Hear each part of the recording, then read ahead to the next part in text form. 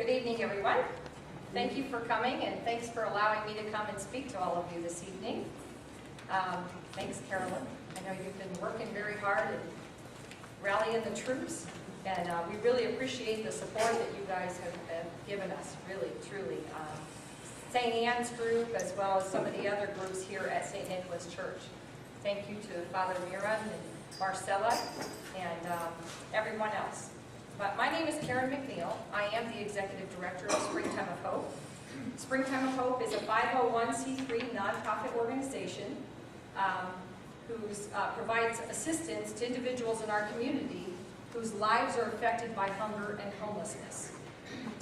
Springtime of Hope began in 2001. It was formed, and it was to provide safe and secure housing for the people in Appalachia who have had, it used to be an old coal mine in town in Kentucky, and when they closed down there was no industry left, and so the houses were becoming dilapidated, and there was they were very, very poor.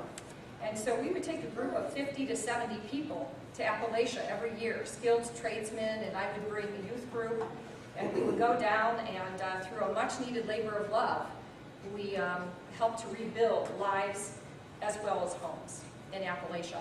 You'll see by the different pictures here, and you can come up and look later, but you'll see a lot of work that went on while we were in Appalachia. Great relationships were built there, great lives were touched, and even the youth group that went down with us every year was just so touched they would bring other people with them the following year. So, and we even had Mass on the mountain. We had a priest that was with us in Louisa, Kentucky, Father Ralph Biding, Monsignor Biding. And he's the one who actually formed CAP. I'm sure you've heard of them, Christian Appalachian Project. And then he had the Father Biding's Appalachian Mission that he started in Louisa, Kentucky. And so little did we know, when he dealt with those who suffer from alcoholism and addiction, that we would be bringing that same work here to the streets in Summit County. And it's just a beautiful ministry. We are all God's hands and hearts, and the more opportunities that we have to touch other people and their lives, the better opportunity we have in serving Christ. I always like to start mine out with a little exercise. So you ready to exercise? It's very simple. Everybody stand. And now I've done this with groups that were like, 300 to 400. So at that time, when there's 300 to 400, it gets pretty loud in here at times. But since we have a smaller group, we can still get the same message. So what I'm going to do is, for the next 30 seconds, I want you to go around to each other, and I want you to count in the next 30 seconds how many people you're able to shake hands with. Okay? Shake hands, go through the crowd, shake hands. Not yet. Wait. In 30 seconds. And then when I say stop, stop wherever you're at. Okay? So count how many. On your mark and set, go.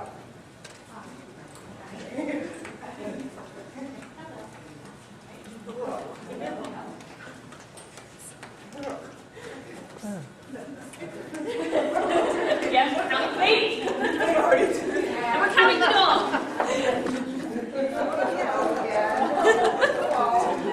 Did my birthday shaker? I can't remember. Okay, everybody stop where you're at. All right, how many people are here total? Did everybody get to everybody? No. Okay. So now, let's see, how many people got 10 or more? 13, 15, 18, 16? Okay, so you guys are tied. You won that round. All right, now what we're going to do is, for the next 30 seconds, we are not going to count. We are going to greet one another. Same thing. You're making hand contact. We're going to greet one another with such enthusiasm. You are so excited to see that person. You haven't seen them forever, and you're going to just show your joy. On your mark, set, go.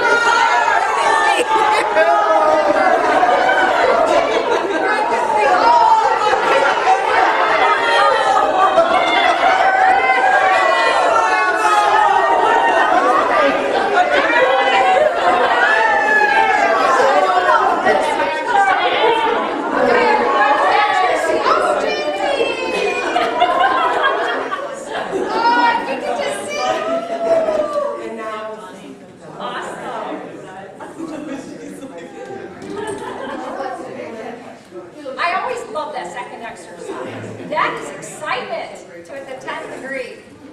Now, I'm going to ask you, okay? It was obviously the same exercise in both situations. You made contact with somebody, you said hello, right? And you greeted them. So let me ask you, what is the difference between exercise 1 and exercise 2? Exercise 2 made you feel really good. Exactly. Why did it make you feel good? Someone's happy to see you. Mm-hmm. Someone's happy to see you. Pardon me? It wasn't regimented.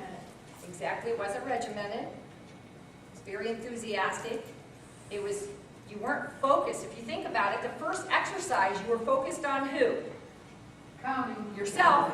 And how many, because I'm going to be a winner, how many people I'm going to shake hands with, right? The second one was not focused on you, right? It was focused on that other person, greeting them with such joy and excitement and love, right? Which type of Christian best describes you as a person and how you interact with people on a daily basis? Gives you something to think about, doesn't it? We're all busy in our lives. We're always on the go. Always got a schedule, a regiment, right?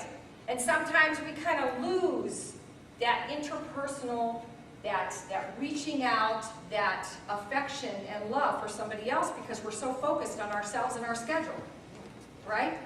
What does Christ say about this? Seek first, not ourselves, our schedule. Seek first the kingdom of God and his righteousness, and all shall be added unto you.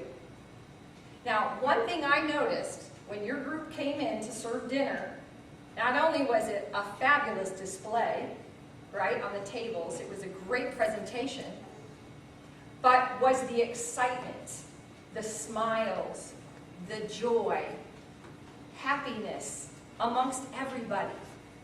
And I know I barely made it out the door when Carolyn called and she says, "How did we do for the first time?" I'm like, "Are you kidding me? I'm so pumped." That was awesome, you know? And I have to say, we call it the Holy Spirit hook.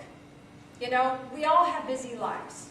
If you had asked me 7 years ago when I was top producer in the country for a sales company, traveling, and doing a lot of exciting things in my life, if I would ever be working with homeless people and giving my time freely. We are a 501c3. We are a total 100% volunteer organization, okay? I personally have been here since 2005, all right? And many others have been here since 2008 and on. Though we were formed in 2001, our focus became totally centered here in Summit County in 2008. And that's when we put the focus right in our own backyard. When we used to be in Appalachia, we would come in contact with the Missionaries of Sisters Charity, Mother Teresa's nuns. And they offered us their old convent, which was being used as a battered women's shelter, for the women to stay in. The men stayed 20 miles away in a warehouse. But it was so beautiful to be in a house that Mother Teresa was in here. You know, it just felt so holy and beautiful. And she kept saying, you know, let me tell you, the joy that you bring here, the good work that you're doing here is beautiful, but where you're going to find your true peace and joy is when you're doing this in your own backyards. And we kept thinking, Akron, Ohio? What do they need? You know, we couldn't believe that they would need anything like this. And so someone challenged us, come out on a Friday night, bring soup and sandwiches and hot chocolate and coffee, and come and meet the people of the streets. So the first night we went, we pulled up, and sure enough, 10 people crawled out of the woods to come and have a hot cup of coffee and some soup and sandwiches. And it was so cool, just sitting there one-on-one and talking to them and getting to know a little bit about their lives. We're like, this is so great. We went home, we were pumped up. It's like, that really felt great. Why? Because the focus wasn't on us. It was on those that we were serving, and we saw Christ in each one of those people, right? And it was, then we came the following Friday, and all of those people had told somebody else, and they all brought somebody. And then there was 20 people, and then there was 30 people. And we serve sometimes up to 100 to 150 out in the cold of people who come out of the woods or who come from low-income housing that come up to have a dinner with us. And they said, you're so different. Everybody who comes, and it's very nice that they pass out food, but you guys actually come and stay for a whole hour. And we eat with you, and we talk with you, and our volunteers are unbelievable. So we did that in 2008. Then we decided, let's try Barberton, or I'm sorry, it was Canton first. Let's try Canton. So we reached out to Canton, and there was a church in Canton that became involved in that and really enjoyed doing that. And they said, you know what, why don't we just take that over? We'll do the one in Canton. We're like, great, that's great. That's what we want to do. Springtime of Hope. What is Springtime of Hope?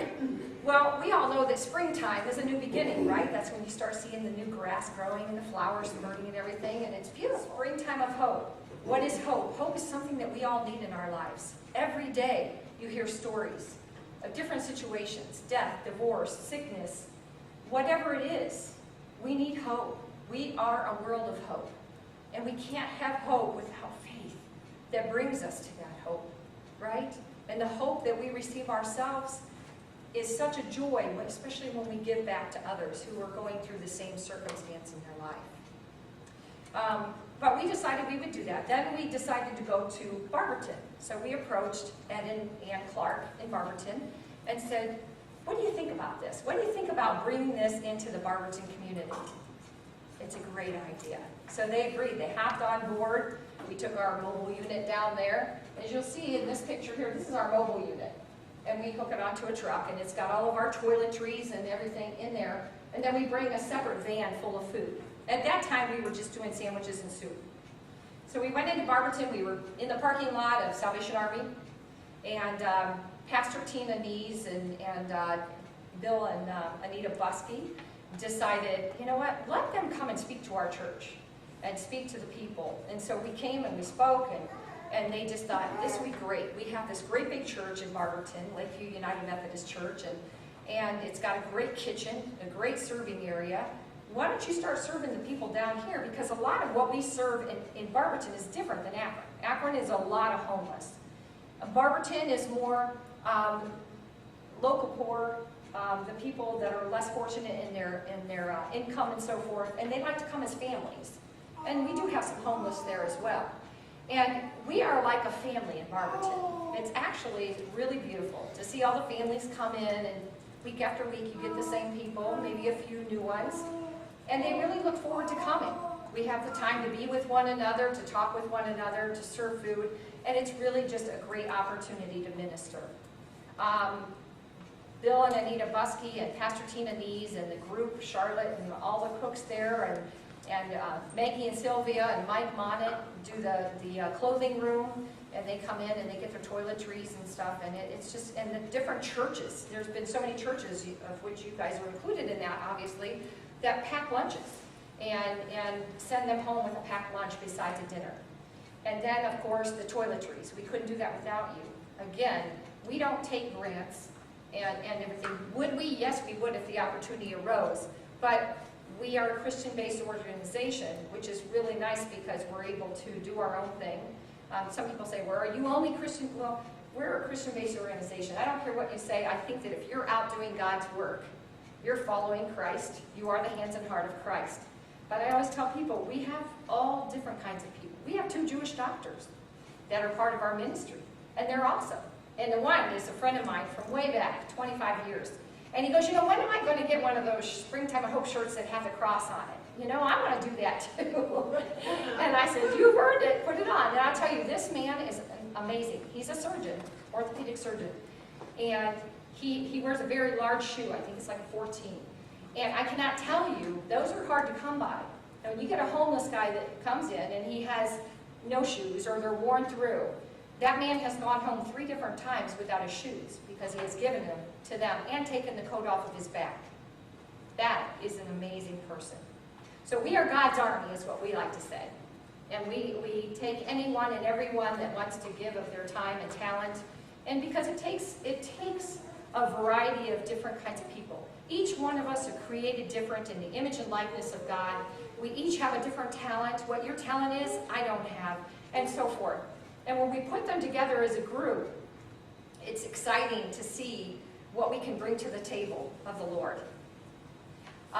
In 2009, Pastor Tina then opened her doors to Lakeview United Methodist Church. And I think we've served way over 4,000 meals. I don't know the last count you got, but it was over 4,000 meals that we have served since that time. Our Akron ministry actually started in the streets at Grace Park and on the streets in Akron in front of St. Bernard's. And then for a short time, we were offered, actually, it was probably a year and a half, we actually ministered out of the school of St. Bernard's in Akron. And we had a full operation where people could come in and tell all the different things they needed. They could go to the different counters and get what they wanted. And so, again, the community backing us up, providing these things that are necessary, things that really we take for granted. These things are a luxury to these people. You can see in here, sleeping bags, toiletries, Bibles, hoodies, underwear, socks. These things are very hard for them to come by. Toilet paper is huge. I can't tell you what the need of toilet paper is, both in Barberton and Akron. It's just, there's such a need for that. We have great stories about different things that have happened to us in the ministry that just keep us going. One in particular happened last December. Sarah joined us at that time. It was awesome. And we had, it was Christmas time, and we had served a hot turkey dinner underneath the Y Bridge. And we bring the hot food, and they come and they sit down. We even bring table and chairs under the Y Bridge, and the Y Bridge keeps the elements off of us. And they have a meal together, and then my sister-in-law baked a bunch of Christmas cookies. Kent State University comes down there week after week and packs like fresh fruit and yogurt and sandwiches, just like they get in Barberton. And they had this meal, and then afterwards, they were eating the Christmas cookies. And you get a lot of the regulars, but this night was different. Here it is close to Christmas, right? And somebody comes up to me and says, Karen, we have a new young man who's sitting over there by the building, and he's not dressed very warm, and he's walking kind of different. I don't know if he has a disability or what. So I went over, and he was sitting there in red and black plaid pajamas. That's all he had. It was the plaid pajama bottoms. He had an old t-shirt and then a coat. No hat, no gloves, no boots. And he was walking different. And he was so cold. And I asked him, I said, what is your name? And he says, my name is Danny. And I said, Danny, I said, we are Springtime of Hope. We're here every Friday. I said, have you gotten something to eat? No, ma'am. I said, well, come, let's have dinner. So we brought him over for the dinner, and then I took him over and introduced him to our volunteers, and they filled his needs with toiletries.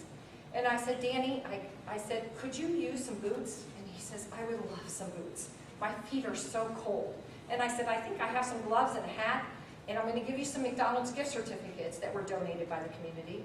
And you can go ahead and use those to get inside and have a nice hot meal. And I said, and then we have bus passes that were donated. We have a few of those left, so we're going to give you bus passes. Because for a bus pass, they can ride the bus and stay warm all day long. Okay? And they love doing that and going from place to place on one bus pass. Anyway, I gave him those things, and I asked Mike, who is our site coordinator for both places, do you have some boots in your car? Do you have any left? Because by the end of the evening, we usually don't. And he says, I think I have one pair left. It's a size 10. I said, Danny, what size do you wear? He says, I wear a 10, ma'am. I said, great, this is beautiful. Come on over. So we go over, and I had him sit on the back of my bumper of my car, and I could tell he was having a hard time reaching down to his shoes. His hands were frozen. And I said, let me take your shoes off of you. So I went to unlace his shoes, and I went to pull them off, and he winced in pain. His shoes were frozen to his foot. And not only that, because of the moisture and walking around in the mud and everything, the smell was horrible. And I went to pull his shoe off of him. I had to move it around a little bit and pull it off of him. And he had had white footies. They were white to begin with. They were dark now because of the dirt. And it had moved down to the mid part of his foot. And his feet were white, just white. And I said, let me massage some blood back into here, because it looked like he had frostbite. So I got down and I was massaging his feet when I realized that the socks were also frozen to his feet. So before too long, I was able to get the socks off of him, and Mike had, and I had some wool socks. We put those on his feet, and then we put the boots on him. And I looked up to him and I said, I hope that you'll come and join us again. We're here every Friday night. And he said, I will be here every Friday. And I said, that's great. You can see anybody with a Springtime of Hope shirt on. We'll be happy to help you. And Danny, my name is Karen. And you'll remember that name because Karen is always caring about you. And he looked right at me with these piercing blue eyes as if they had pierced my soul. And he said, I will never forget your name, for I remember all who are kind to me. And I mean, you talk about, I mean, that one just, it was like, it takes the wind out of you, you know, because you know that that was Christ himself through this young man. The man didn't ask for anything. He didn't ask for anything. He needed everything.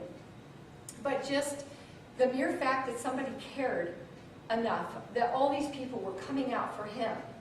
And so I said to him, you know, where are you staying? And he says, I'm sleeping on the steps of the High Street Church.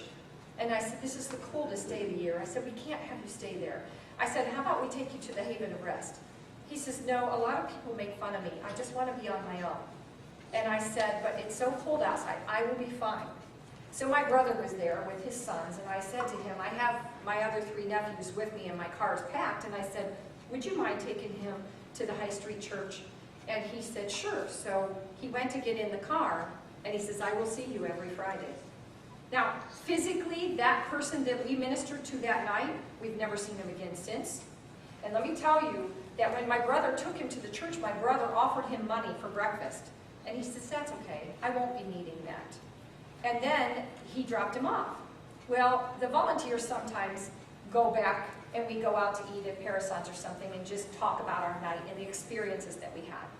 While we were there, they said, you're so quiet. And I said, you guys, I can't stand this. I can't stand the thought of him sleeping on those stairs in this cold. We've got to go back and get him. Let's put him up in a hotel for the night, you know, just until we can figure out what we can do. So they agreed, 2 cars, to follow me to go out, try and find Danny. So we went back to the place where my brother dropped him off. And I noticed that there were footprints going up the stairs in the snow, but there was no footprints on the landing. And over in the corner was a sleeping bag and a mat that looked like it had been there for a while, had about 3 to 4 inches of snow on it, but no footprints, and no footprints going down. And I thought, that's very strange. So I called my brother and I said, did you drop that Danny off at the High Street Church? And he says, yes, I did. I said, did you see where he went? And he says, yeah, he walked up the stairs, and then I left. Why? I said, well, there's footprints going up, there's no footprints on the landing, and there's no footprints going down, okay?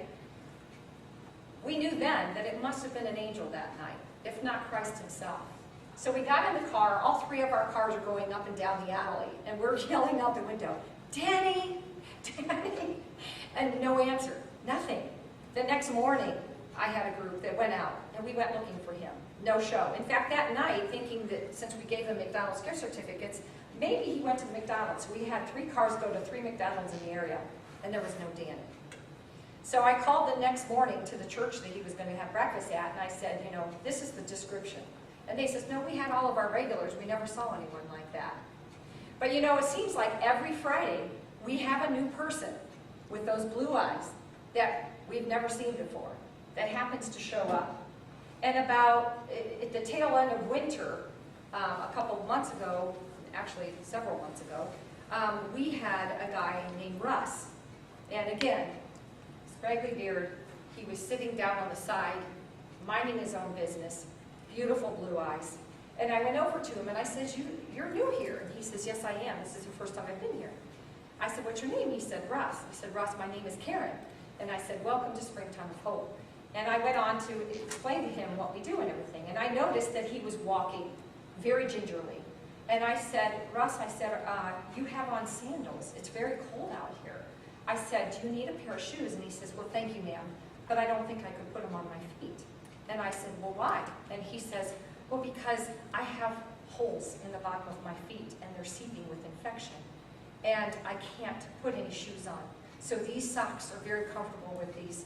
And I said, you know, but it's so cold, and it's snowy out here, and I want to be able to help, you know, get some shoes on your feet. Let's at least try. And at least let's get some clean socks. So I took him over to the car, gave him some McDonald's gift certificates, gave him some bus passes. Before I gave him the bus passes, I said, I need to take you to the hospital. And he says, no ma'am, he says, I checked a couple of hospitals in the area, they won't take anybody without insurance. Well, he refused to go. So I said, listen, there's a hospital, medical facility out in Talmadge called Faithful Servants. I said, everything is 100% free. And I said, and there are very good doctors there. There's some of the doctors that I work with are there. So I said, and he says, but I have no way to get there. And I said, I have some bus passes. I reached in my car to get those, and by the time I turned around, he had tears streaming down his face. I said, Russ, is there something wrong? He says, why do you care? And I said, we all care. That's why we're here. We are Christian brothers and sisters. We love one another, and we're here to help each other on this journey. And you need to have these. And please promise me that you'll use these to get to where you need to go tomorrow. And he says, I will do that. So before he left, I said, come over, let's just try on a pair of shoes. We took those socks off of him. They were horrible, what his feet looked like, very infected. And so we put warm socks on him, and we're able to get him into a low tennis shoe. And he says, I can't believe how comfortable these are. Thank you so much. And he started to cry again. And as I'm putting his shoes on his feet, he looks down at me and he says, Karen. And I looked up and I said, yes. And he said, why do you do this? And I said, why do I do what? He says, what happened in your life that made this change that you would want to reach out to people you don't know and do something like this? Something had to happen. It was almost like Christ was reassuring me that he wanted me to stop and take a moment to reflect on why I was there to serve him. And I'm not the only one who experiences things like this. We have all types of volunteers that get these beautiful interactions with people. And that's why we like to share them at the end of the night. So Russ said he would be back every Friday. Seems to be the thing. And I hadn't seen him at all since that night. 2 months went by. And I get a phone call one day at work. And he says, hello, my name is Russ. I'm a homeless man. I don't know if you remember me, but you met me under the Y Bridge one night, and you gave me a new pair of shoes, and you gave me the address of Faithful Servants and told me to go and gave me a bus certificate. And I said, I do remember that. And he said, well, I'm very sorry I haven't been there. And I said, are you okay? And he says, yes, but I spent 2 months in the hospital. I went to your doctors, and I had osteomyelitis and something else, and they actually had to amputate part of each of his feet. Now, he says, the reason I'm calling you is not to make you feel bad because obviously this wasn't anything you did, but I wanted to call and tell you thank you. Because that doctor told me had I not gone in that day, I probably would have been dead by morning. And you think so many times when we have busy schedules, and I do. I've been a single mom of 2 adopted children for 23 years. I have a very hectic schedule. I have 54 nieces and nephews, and we all have busy lives, right? Everybody does. But there are so many times where I want to pull back and I want to go, you know, I just want a little time to myself, as everybody does, and we all need it. But then something like that happens, and you go, what if I didn't seek first the kingdom of God that night? What if I had just done what I wanted to do and not that? I would have missed out on that beautiful encounter with somebody so beautiful. These are Danny's shoes that we pulled off of him that night. I don't know if you can see. But it was after I had taken these off of him, okay, of course, someone came up to beg them and throw them in the trash can. And I said, beg those and put them by my car. And they said, why? And I said, I don't want you to throw those away. They said, why? Why would you want these? I said, because I feel like I just pulled those shoes off the feet of Christ, and I want them. So I took them home that night, and I was so glad my nephews were with me that night. And when I got home, I had taken them off, and by then, I flipped him over, and I saw why he was struggling so hard to walk. As you can see, the holes were right through, and all the ice was caked in these holes. So that's why his feet were numb. We all have a pair of shoes in our closet we probably haven't used in a while. Give them to me. No, they are really great because we pass it on. We pay it forward to those people that are truly in need. To provide over 250 men, women, and children with hot meals, clothing, personal items, and basic needs. Each week requires funding combined with generous local donors and hard work of many dedicated volunteers. That's where you come in. I cannot believe how beautiful you are in participating in the different drives that you have, and what a blessing it is to those people that we serve. On Wednesday nights, it's beautiful. We have one man who used to come in weekly with his wife, but his wife was ill, and then she passed away. But he comes and he plays the piano for everybody, and even arthritis in his hands, he still plays this beautiful music, and it's very homey. And there's one woman who comes with us. So one night, they asked if I had any hairspray, that she always has her hair beautifully done. She said, do you have any hairspray that was donated that maybe I could have some hairspray? And I said, actually we do. Red had donated a bunch of different stuff. So I said, come on down. So I gave her some hairspray. She was excited, and I gave their friend something. And they all received something that night. And then all of a sudden, she says to me, thank you. I love this hairspray. Thank you so much, Sharon. I kind of looked at her a little bit. Her says, Mom, her name not Sharon. Her name Karen, because she's caring all about us. I said, wonderful, you remembered. She goes, I knew that. Why did I say Sharon? And I said, because I'm sharing with you right now. You got the idea. But anyway, just beautiful, beautiful people. And I'm amazed how many times people come up to all of us volunteers and say to us, you know what, thank you. Thank you for what you do for us. And I thought, are you kidding me? What we do for you?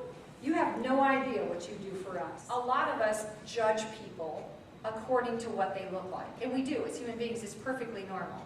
I have a cousin who is blind. And he said to me one evening, you know, I just wish I was normal. And I said, what do you mean you wish you were normal? You are normal. He says, but I can't see. And so sometimes when I am talking to somebody, I may say the wrong thing because I can't read their expression and what they're trying to say. I said, Richard, I think you are more normal than anybody. And you see, and he says, what do you mean? And I said, because you see others the way Christ sees. For in Scripture, he says, not as God sees does man see. For man looks at the outward appearance, and God looks into the heart. And I said, that's what you do. In front of us, if somebody walks in and they've got tattoos everywhere, and they got pierced nose, and they have dirty clothes or whatever, we automatically judge them according to their appearance. It's just normal for us to do this. It's just something we do. But somebody who's blind can't see that physical appearance. And they go strictly on the heart and what their encounter is with that person. And that's very beautiful, I think.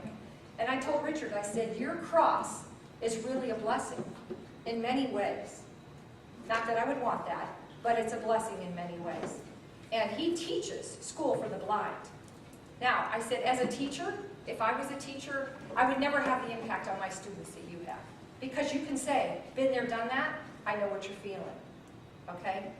Many of our stories many of our challenges, I should say, are the same as the homeless people. Whether it's alcohol, drug addiction, mental illness, whatever the case may be, we all have challenges in our life. Our stories are just a little bit different on how that we came across those things. If you look at these, you'll see in the eyes, this is at one of our Bible studies after we served dinner. You know, John is just, he's a beautiful, beautiful person. You talk about somebody who knows the Word of God and the way that he shares it with others. You know, this man here, never a drug or an alcohol ever in his life. But he was born to a family that had, and he had some disabilities of some sort, and he slept on the stairs of a church for 7 years, winter, spring, summer, or fall. Slept on those concrete steps, okay? Never asking for a thing. Always polite, always standing at attention.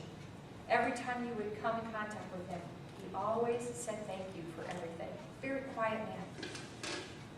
This is him in the summertime. I had given him one of those army bags to keep his stuff in, enjoying his packed lunch that people such as yourself have provided for them. That little bit of joy is what we think is little. This is so magnified for them.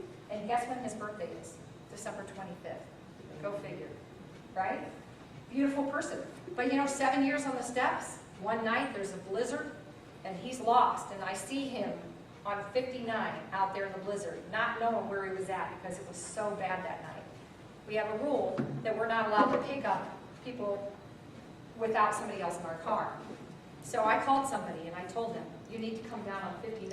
He looks lost and he can't see anything in front of him, and I'm afraid he's going to go across 59 and somebody's going to hit him. So he came down and got him. I went home. It's 7 o'clock at night. I get this phone call. You need to come down here. Why?